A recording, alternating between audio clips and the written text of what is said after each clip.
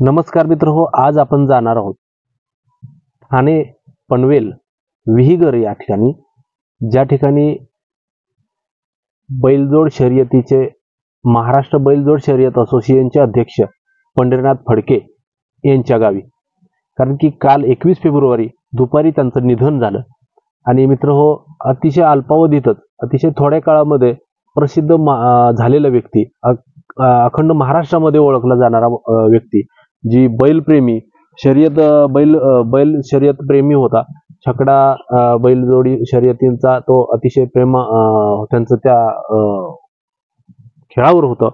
जसं माणसांच्या कुस्तीकडे काही जणांचं लक्ष असतं, काही जणांचं प्रेम असतं, तसंच या ठिकाणी मुक्या जत्राबाच्या शर्यती या ठिकाणी होत असतात आणि त्याच्यावर अत्यंत नितांत असं प्रेम या पंढरीनाथ शेठ फडके यांचं होतं. प्रत्येक भागामध्ये, तिथल्या आसपासच्या प्रत्येक भागामध्ये शर्यत असली की पंढरीनाथ शेठ फडके त्या ठिकाणी असलेच पाहिजे, असं तिथलं एक समीकरण होऊन गेलं होतं. पंढरीनाथ शेठ फडके त्या ठिकाणी नसणं म्हणजे काहीतरी एक सुख त्या वातावरणात वेगळ्या पद्धतीचं एक वातावरण निर्माण व्हायचं. त्या ठिकाणी पंढरीनाथ शेठ फडके यांचं योगदानही अतिशय चांगल्या पद्धतीचं आहे. आपण आज बघणार आहोत की पंढरीनाथ शेठ फडके म्हटलं की एक रांगडं नाचणं आलं. त्या शर्यत लागल्यानंतर शर्यत पाहण्यासाठी आपण इथं तिथं बसतो, परंतु पंढरीनाथ शेठ फडके हे त्यांच्या ऑडी गाडीच्या टपावर बसायचे आणि एक वेगळ्या पद्धतीचा एक ठेका असायचा बसण्याचा आणि हातात पाचही बोटात, हातांच्या 10 बोटामध्ये सोन्याच्या टपोऱ्या अशा अंगठ्या असायच्या. हातात ब्रासलेट, भलं मोठं ब्रासलेट असायचं. गळ्यात भल्या मोठ्या चैनी असायच्या. मित्र हो, सातारा जिल्हा कोरेगाव तालुका हा ऐतिहासिक पद्धतीने प्रसिद्ध आहेच, परंतु त्या ठिकाणी वर्धमान गडाच्या पायथ्याशी असलेलं एक भव्य असं ठिकाण अतिशय त्याच लेवलने प्रसिद्ध आहे. ते म्हणजे पंढरीनाथ शेठ फडके यांचं फार्म हाऊस. आणि ह्या फार्म हाऊस होण्यामागचं एक अतिशय दृष्टिक्षेप टाकणारं ऐतिहासिक प्रसंग आहे असं म्हटलं गेलं तर काय वावगं ठरणार नाही. कारण की त्या ठिकाणचे शंकर मदने, हिंदकेसरी शंकर मदने 2-3 वेळा सलग महाद्या नावाच्या बैला बरोबर शर्यत जिंकायचे आणि या जिंकल्यानंतर प्रत्येक वेळेला पंढरीनाथ शेठ फडके यांचं त्या ठिकाणी लक्ष बसला त्या बैलावर. आणि असं आजपर्यंत असा अनुभव होता त्यांचा की पंढरीनाथ शेठ फडके यांनी कितीही रक्कम मालकाने सांगितली तरी ती रक्कम त्या मालकाला दिली जायची आणि तो बैल आपल्या ताब्यात घेतला जायचा. कारण की पंढरीनाथ शेठ फडके यांचं ज्या बैलावर आपलं लक्ष झालाय तो बैल आपल्या दारी पाहिजेच, आपल्या दावणीलाच पाहिजे, अशी त्यांची एक खासियत होती. आणि या खासियतमुळे मित्र हो, शेतकऱ्यांमध्ये इतकं खुशीचं वातावरण, आनंदाचं वातावरण झालं होतं की पाहिजे तेवढी रक्कम त्या ठिकाणी दिली जायची. पंढरीनाथ शेठ यांना जर तो बैल आवडला तर ते कितीही रक्कम मोजायला तयार होते त्या ठिकाणी.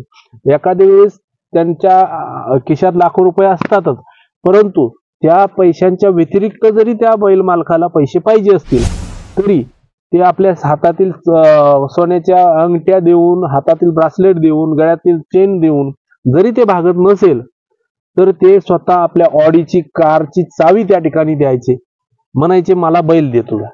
अशा रांगड्या पद्धतीने व्यक्ती तो मागत होता. कुठल्याही पद्धतीने अन्यायकारक पद्धतीने तो बैल हिसकावून घेत नव्हता मित्र. अशा पद्धतीचं त्यांचं एक दैनंदिन जीवन चालू होतं. तरी पण त्या ठिकाणी रमेश मदने या व्यक्तीने तो बैल महाद्या बैल देण्यास नकार दिला. त्यांनी पंढरीनाथ शेठने भरपूर रक्कम त्या ठिकाणी देऊ केली तरी पण तो आपल्या बैलाशी प्रामाणिक राहिला. त्याने तो स्वतःचा छंद पैशाच्या पुढं झुकले नाहीत, याचा आदर पंढरीनाथ शेठ फडके यांना होता आणि त्यांचा राग बिलकुल आला नाही पंढरीनाथना. त्यांनी त्यांचा आदरच केला आणि त्या ठिकाणी त्यांची दोस्तीच्या एक आपली दोस्ती कायम राहावी याच्या अनुषंगाने त्या ठिकाणी जागा घेतली आणि जागा घेऊन त्या ठिकाणी एक फार्म हाऊस बांधलं, अतिउत्कृष्ट फार्म हाऊस बांधलं, ज्या ठिकाणी आपली बैल त्या गावातली लोकांना एक 10-15 कुटुंब त्यांच्या त्या व्यवसायावर होती तिथं जो बैल घ्यायचे त्याला चारा पाणी वगैरे त्याचाच खुराक वगैरे अतिशय चांगल्या पद्धतीचं असायचं.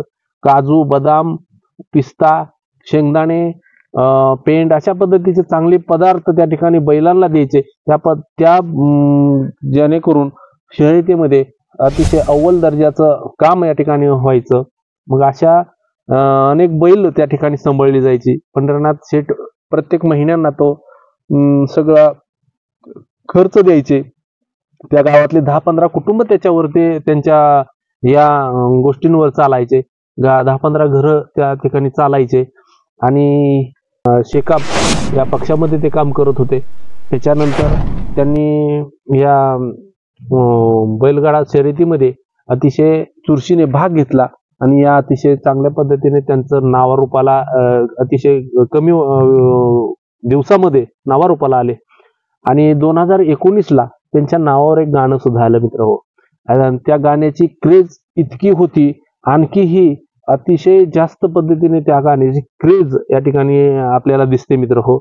त्या गाण्याचे नाव आहे 10 नंबर ऑडी वाला पंढरीशेठ फडके विहिगर वाला बिनजोड छकडेवाला असं त्या गाण्याचं नाव आहे मित्र. तर ह्याची गायिका आहे सोनाली भुईर. आणि या सोनाली भुईर मॅडमने अतिशय चांगल्या पद्धतीने हे गाणं साध्य केलंय. याचं निर्माता आपले पंढरनाथ शेठ फडकेच आहेत. आणि आजपर्यंत 2019ला रिलीज झालेलं गाणं आजपर्यंत 1 कोटीच्या वरती याचं व्ह्यूज आलेले आहेत मित्र. जास्त माणसांच्या गर्दीच्या ठिकाणी त्यांनी गोळीबार केल्यामुळे काय ठिकाणी त्यांना वेगळ्या पद्धतीने बोललं जायचं, परंतु त्यांची प्रसिद्धी इतकी मोठ्या लेवलला होती, त्यांनी त्याकडे दुर्लक्ष केलं होतं. आणि राहुल पाटील गोळीबार प्रकरणी त्यांना अटक करण्यात आली. त्यांना 8 महिन्याची शिक्षा त्या ठिकाणी झाली. या 8 महिन्याच्या शिक्षेमध्ये त्यांना खूपच असं ऑड वाटायला लागलं. त्या दिवसापासून जरा ते वेगळ्या वातावरणात जगत होते. आणि या राहुल पाटील गोळीबार प्रकरण म्हणजे तरी काय, सगळ्यांचं एक वेगळं मत होतं. ते मत म्हणजे काय, सत्य परिस्थिती म्हणजे काय की राहुल पाटील याने सतत 3 वेळा आपल्या पंढरनाथ शेठ फडके यांना मधुमेह होता. आणि या मधुमेहामध्ये अनेक दिवस त्यांचं मध्यंतरी ऑपरेशनही झालं पायाचं, बोटही तोडण्यात आली त्यांची पायांची. अशा पद्धतीत काल 21 फेब्रुवारी त्यांना हृदयविकाराचा अतिशय तीव्र झटका या ठिकाणी आला होता. आणि या हृदयविकाराच्या झटक्यामध्ये त्यांना त्यांची प्राणज्योत मालवली होती.